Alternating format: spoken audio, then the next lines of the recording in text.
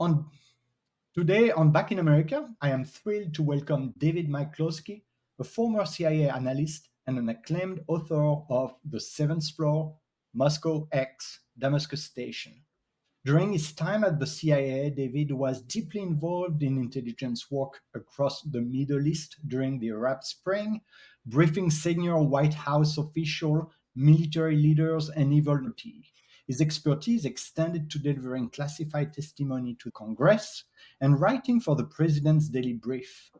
After his intelligence career, David transitioned to McKinsey, where he advised national security and aerospace clients on complex strategic issues. David now lives in Texas with his wife and three children. David, welcome to the show. It's a real pleasure to have you. Thanks for having me. Really excited to be here chatting with you today. So, David, do you think the current conflicts between Israel, Lebanon, and Iran could escalate into a global war? Especially now that we've seen that the US Navy got involved. How close do you think we are to a larger international crisis? I thought we were going to start with the easy questions. It's a really good one. I think a couple points I would make. One is we are already in a regional conflict. And I think it's just a question of whether it gets worse or whether we find ways to de-escalate. So that's point one. I think point two is there are enough connections between what's going on in the Middle East geopolitically with Russia that I think make it plausible, at least, that the conflict is not really, as if it were to escalate significantly, it'd be difficult to just contain it inside the region itself. One of the things that has struck me most in reading about like the 1930s, for example, and again, history doesn't repeat, it rhymes. So I'm not saying that we're on the cusp of some kind of massive global conflict. But one of the things that has struck me in reading about the 30s has been that you did have these disparate theaters of conflict with Italian imperialism in North Africa, German in Eastern Europe, Soviet in that same sphere, Japan in East Asia, that all started separate from one another, but eventually merged and coalesced and became one conflict. I think that's very possible. And well, I certainly couldn't put any numbers on it. And now I'm a novelist, so I'm mostly harvesting geopolitics for ideas for plots and things like that. I think there's a lot of reasons to be concerned. We are going to talk about your book in a minute. Talking about your career as a CIA intelligence officer and talking about what you talk about in your books, tell us, what do you think is happening in the intelligence community at the very moment? I think in particular, as it relates to the conflict in the Middle East, there are a lot of ink being spilled right now inside CIA and inside every intelligence service focused on this region to try to understand the signposts for broader conflict, to try to understand what might trigger it, and to come up with scenarios to help understand and bound the possibilities about where the conflict might go. Of course, these are unanswerable questions, right? So at the same time as CIA is, for example, trying to collect information on, let's say, Iranian plans and intentions with respect to Israel, Iran's relationship with Hezbollah, like we're trying to collect real secrets about Iranian capabilities, but also what the Iranians intend to do. We are also, at the same time, trying to deal with a world that is inherently unpredictable, and you're trying to bound that uncertainty so that you can help policymakers understand what scenarios they need to be prepared for. Mm-hmm. And I'd imagine that a lot of the work that's going on right now, especially on the analytics side, is about that. There's also, of course, just the daily business of we have partnerships and relationships with intelligence services and foreign leaders all over this region. And we're trying to understand how best we can support them and exchange information with them so that we all have more information than our adversaries do. And so you've done the job. You're now a novelist. Do you feel that the average American care about global events, what's happening now in the Middle East? Or do you think that domestic issues overshadow international concern? Going through an educational system that doesn't prioritize foreign languages, travel, understanding how the world works. Many of us might follow the news a little bit, but we don't have a deep understanding about what's going on around the world. I think that's generally true. And I think that plus, frankly, just the poor job we've done as a country on foreign policy over the past generation has made it very difficult to have conversations about what pieces of the globe matter to us, why, what we should care about, and where it makes sense to resource diplomacy, military action, commercial engagement. Like, we're not even, because it's so distant to most of us, and because we've done a really bad job at managing foreign policy over the past generation. I think that connection, that trust of the elites who manage it and the people who benefit from it or don't is fundamentally broken and makes it hard to have those kind of conversations. Right. That brings me to my second question, which is you lived abroad, and how did that experience change your perspective on what America is? I know that you grew up in Orlando, right? I read that you had a pass to Disney World, that you visited like 200 times. I don't know how Yes. anybody could do that. When you're there as a kid, your parents run out of stuff to do on the weekends pretty quickly. So, yeah, I grew up in Orlando, grew up in Minneapolis as well. I'm now in Texas. I've spent most of my adult life in the States, but I lived abroad in France when I was in college, and then I've spent a lot of time mostly in the Middle East, both living and working there when I was at the CIA. And I think that at the highest level, those kind of experiences help you. They do a couple things, right? Because I think they help you understand that there are other people in the world who have their own histories, their own cultures, their own perspectives. And it doesn't mean that you always draw a sense of equivalency with those systems, but it does arm you to understand and empathize with them and with people who are brought up in different circumstances from you, yet can be quite similar. So I think doing that compare and contrast is one really powerful piece. I think that it also gives you a sense, in some cases, where you can actually look at other societies and say, they're doing this better than we are. A very minor seeming example that was very profound to me when I was living in France was the importance that was placed on the family unit, on family dinners, on time together as a family, that was very different from a lot of American families and my experience with friends in the States and their kind of family structure. I'd seen that a lot in college and high school. Yeah. And you see that and you think they're doing something right there. I think that's genuinely better, our emphasis or lack thereof here in the States. So that's a small example, but those experiences help you understand where America's getting things right and where things feel good or better as you're overseas, comparing everything from the family unit to the plumbing. Sometimes you see places where you say, we don't have it all right. And I think it's a humbling thing, but it's also just, it creates I think a sense that we're all in this together to some degree. Having those connections and bonds between people who are brought up in very different places and have very different experiences, I think is really a powerful and ultimately good thing.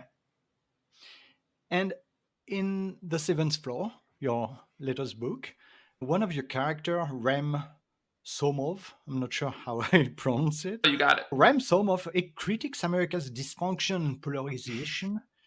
Do you think that there is truth in that view, or is it really you using that as an example? He also said that we are witnessing the self destruction from within of the Hmm. American society. How much of that is your own thinking? I think so many bits of. Do you want to tell us who Rem Zomov is? Yeah, absolutely. My novel, The Seventh Floor, is essentially a modern mole hunt. The Russians have a double agent working in Langley, CIA headquarters, on the seventh floor, which is where the director has their offices.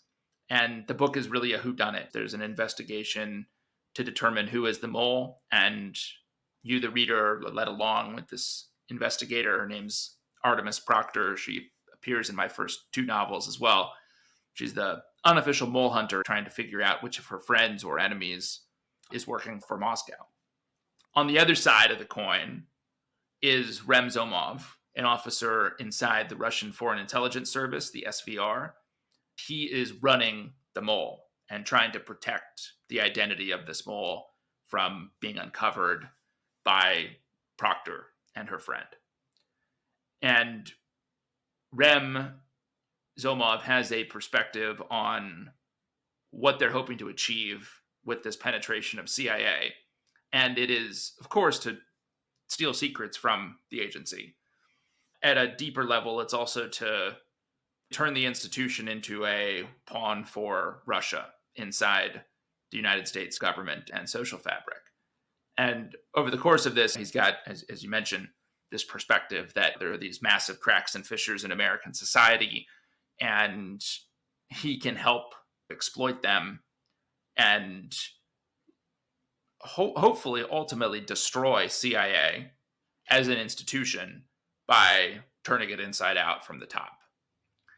And I think many of his diagnosis of the problems, perhaps a little extreme, but drawing on enough reality Mhm. around our political polarization, our public health, our sort of loss of mojo, I think, in many respects.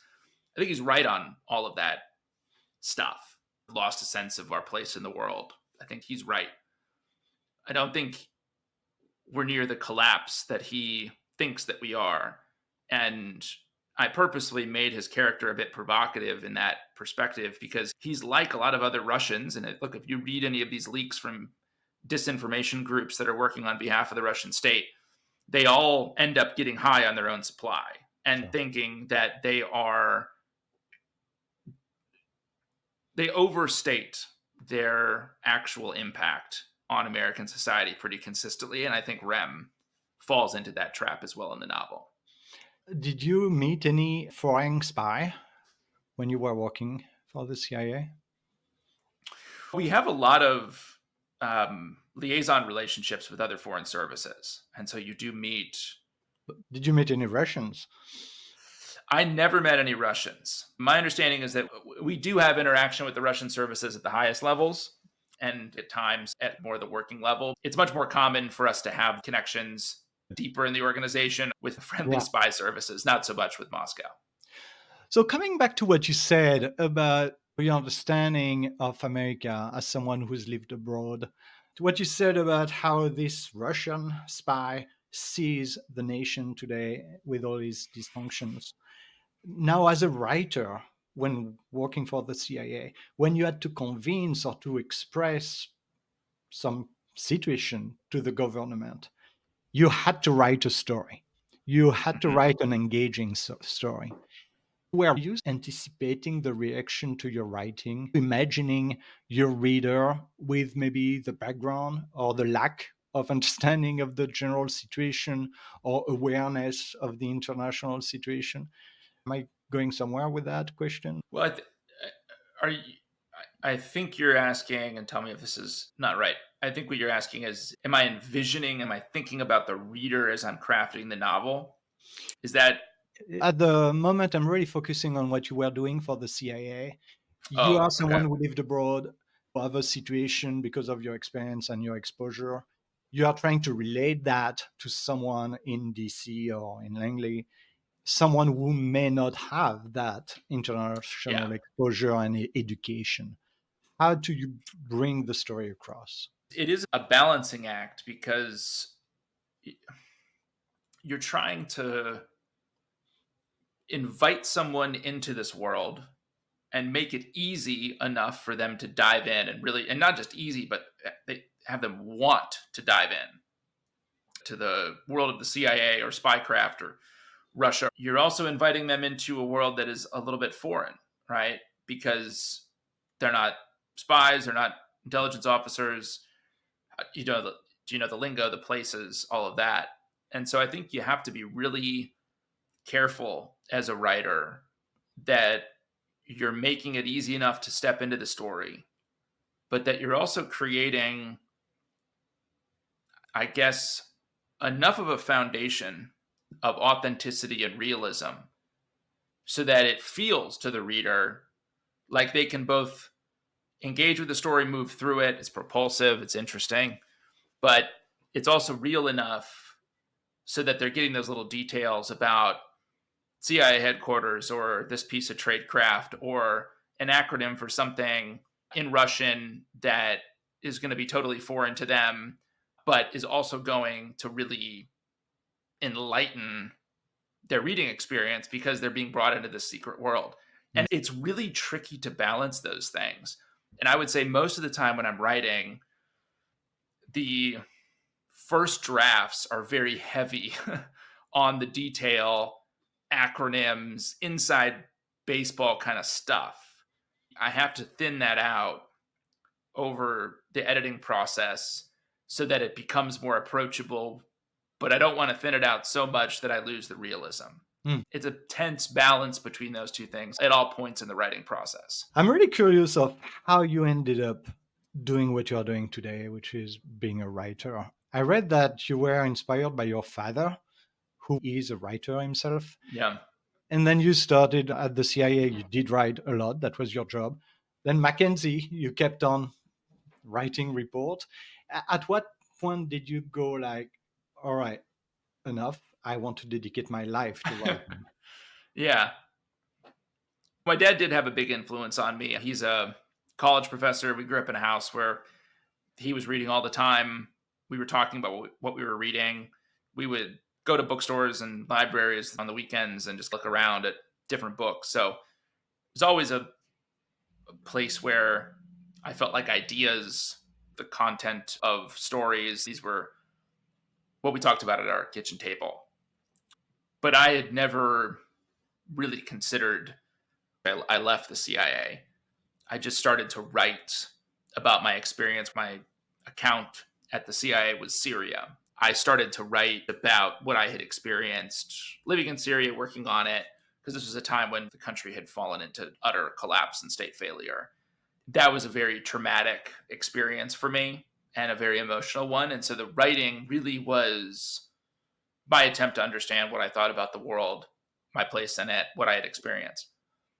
I just wrote, and it was really Is less of that a book and more of a journal entry, to be honest. That effort became very slowly over time Damascus Station. I took what I had written, put it in a drawer for 5 years, came back to it, and said, okay, how do I write something that I want to write and read, but also something that other people would want to read too?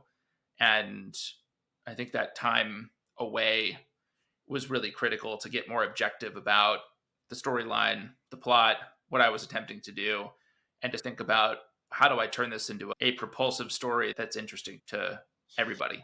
writing turned from being a job to being a healing process? In many ways, it was a way for me to understand what I thought about things and to get my thinking straight, but also to experiment with writing voice, writing character. It's not the kind of writing you do at the Central Intelligence Agency. It's not the kind of writing you do at McKinsey. You do this kind of anodyne, objective, emotionless stuff. I was pleasantly surprised to see that in fiction, I could deal with the same geopolitical topics through the lens of how they're experienced by ordinary people. That was a profound moment for me in realizing that I enjoyed that a lot more than trying to prognosticate about where the Syrian civil war was headed or what might happen in the Middle East. Those topics are very interesting to me, but I have more to say about how individual people might experience them and live through them. Take me to the day and the place when you took your journal entry and said, this is going to be a book.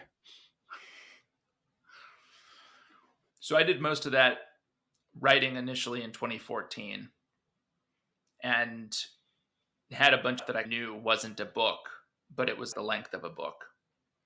Fast forward to 2019, I took 6 months off my consulting job for a whole bunch of reasons, just to spend more time with the family, get healthy.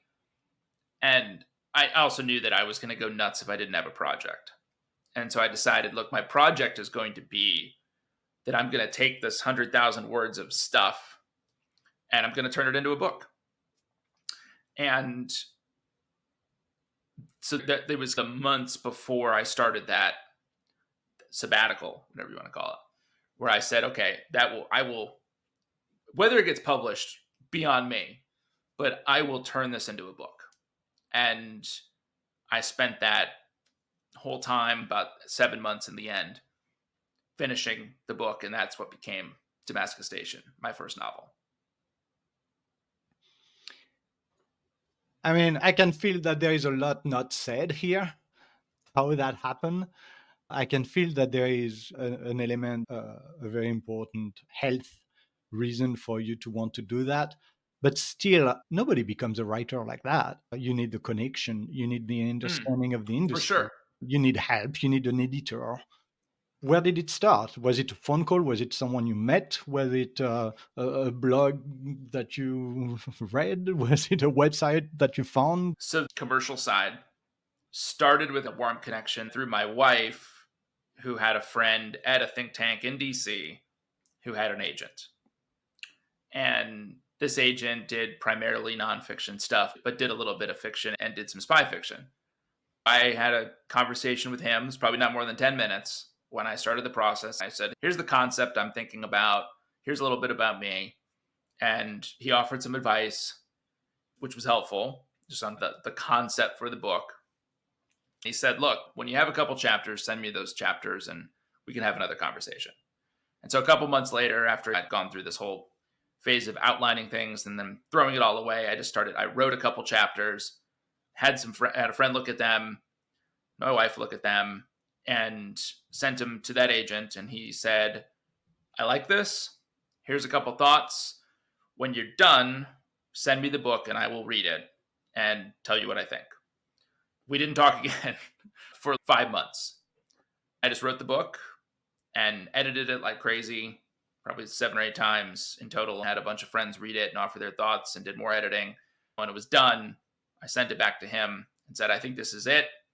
2 or 3 weeks later, he got back to me and said, I really love this.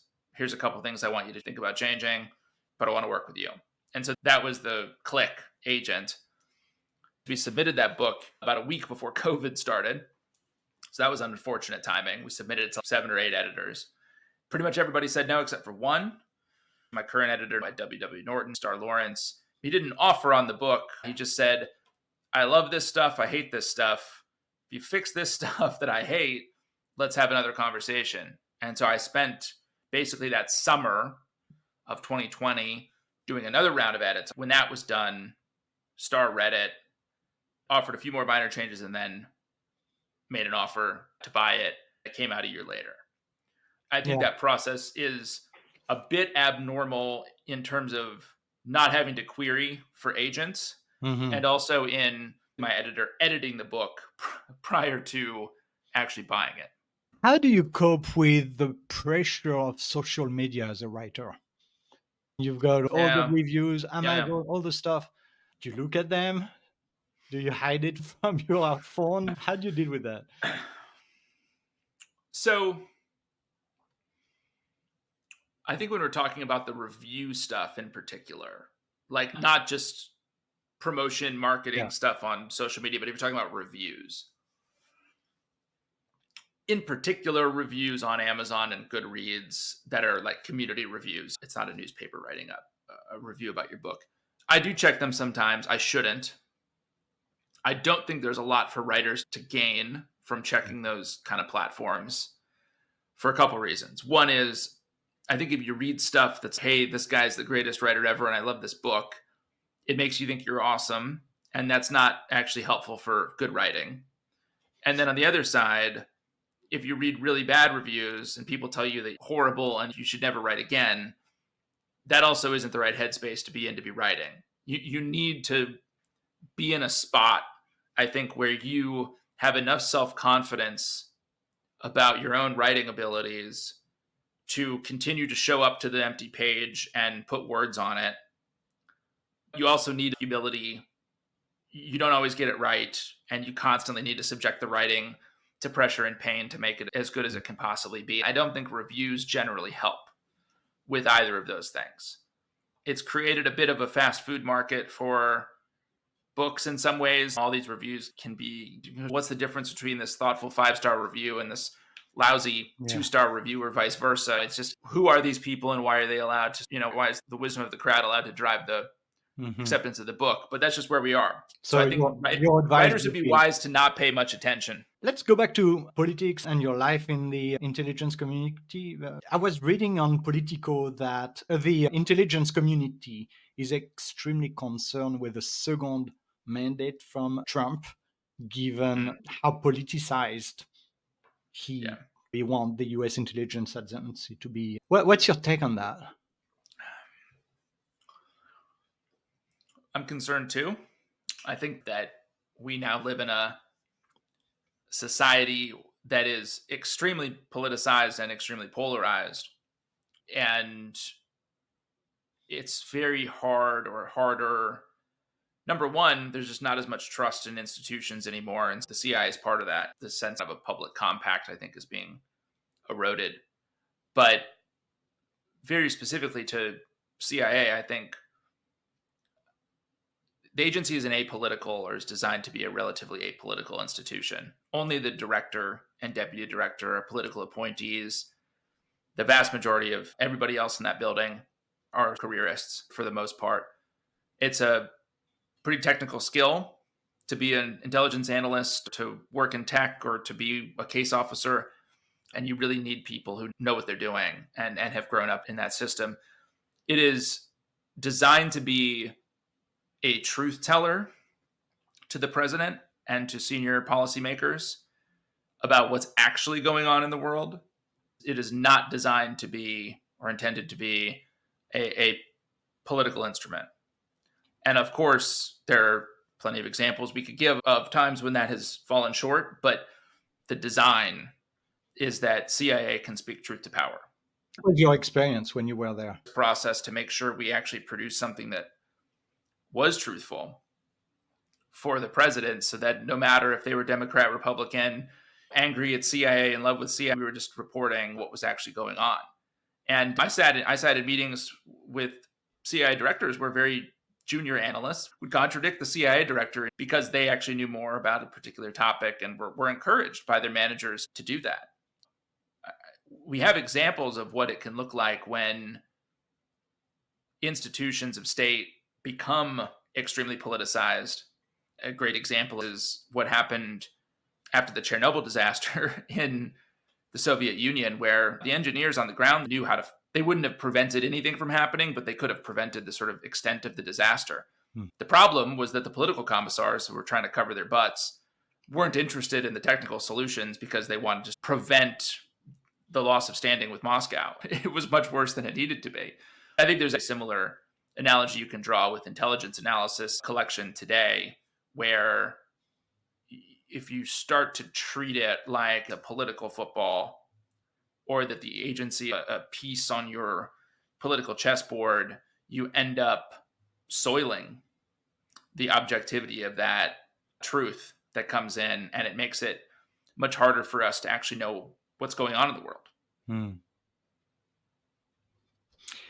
Are you starting to write a new novel? I'm almost done with the fourth one.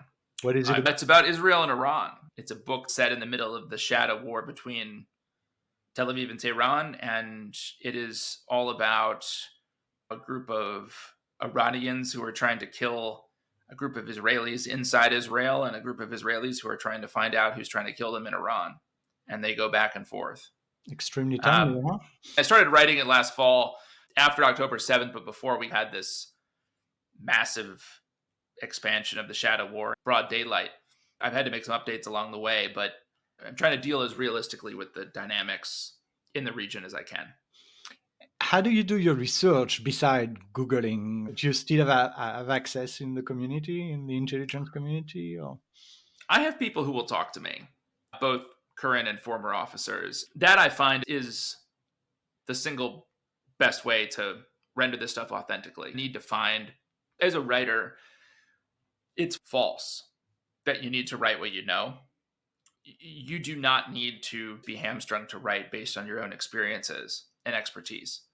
But if you're going to step much outside of that, you need good friends who know what they're talking about or who can help get you access to people who do. Like my Israel Iran book. I've never been to Tehran. I may never go. But I was able to find a guy who has lived in Iran for most of his life and just left Tehran 2 years ago and knows the ins and outs of the city like the back of his hand. And he's reading the book to give me notes on how I have rendered Tehran. So you find people like that Yeah, yeah. who are willing to play a role. That's how I read everything I can, but there's a limit to that. And the most valuable stuff are from those kinds of conversations. And what would you like your reader to take out of your books? Number one, I want them to lose sleep, and I want their families to be angry with them because they've been ignored for several days while they read. I am trying to create an experience where you don't want to pull yourself away from the book. I am trying to get the CIA right. I want readers to be brought into that world and to feel like they have some better understanding, not just of the tradecraft and the operations, but also the culture, the moral ethic, all that stuff. I want the CIA to feel very real, and I want readers to come out of this with a better understanding of the CIA, good, bad, and ugly. On the geopolitical side, I try to flatten the distance between the stakes of the characters and the geopolitical stakes so that those are almost one and the same. But I want the geopolitical stakes to feel real, to feel authentic, feel grounded in history and culture and politics. And for the reader to come out of Damascus Station, you have a sense of the Syrian civil war. If you come out of Moscow X, my second novel, you have a sense of the back and forth between the CIA and the Russians right now. If you come out of the seventh floor, you have a sense on the Russian angle, but also you've been brought into Langley to understand how this place works, what role it plays, where it's messed up, where it functions, that kind of thing. So those are the things I want people to come away with, but it's all underneath the superstructure. The story fails if it's not consumed. And I want people to be propelled forward by the story. Thank you. I've got two questions before we close. How optimistic are you that we are going to have a peaceful transition of power? I'm cautiously optimistic that we will. I'm hopeful that we will. I think some kind of maneuvering after the election is maybe the base case right now to try to see what can be done outside of just the voting to try to sway this election a little bit. But I'm cautiously optimistic that the sort of guardrails of this republic will continue to hold and that we will get to the other side of this election with the democracy actually strengthened by having run the process well. And finally, the question that we always ask in this podcast is, what is America to you? We are not bound by ethnicity, race, where we came from, where our parents came from, that we can build a really safe, dynamic, free, open society that is, it's a nation where anyone can be part of it, right? You don't have to be born here to contribute. I think that's a really powerful idea. And it's one that I think I'm really hopeful will continue to guide us going forward. Thank you, David. Thank you.